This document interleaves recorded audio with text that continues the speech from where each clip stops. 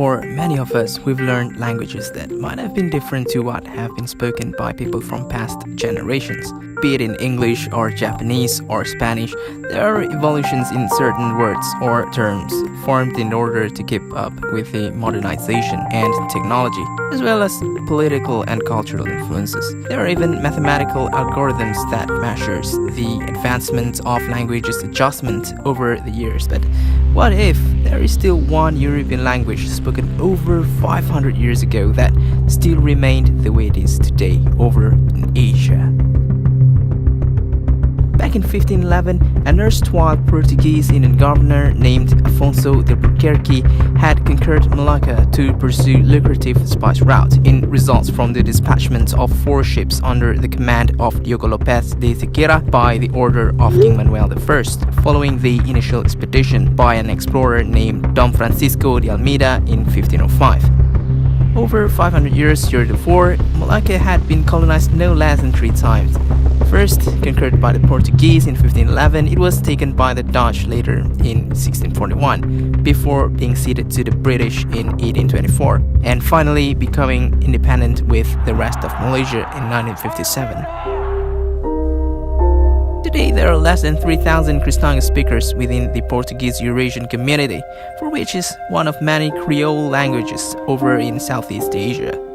A Kristanga native writer, Kevin Martin Wong, have wrote that the Portuguese-Malay contact language is endangered. It was originated from the word Cristo or Christian, formed from 2 main parent language of Portuguese Empire and Malay of the Sultanate of Malacca, dated back in the 16th century.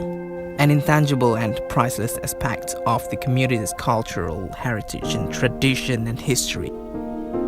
Today there are just about 200 families left in Malacca, with majority of the community gathered in the Portuguese settlement by the government back in 1933.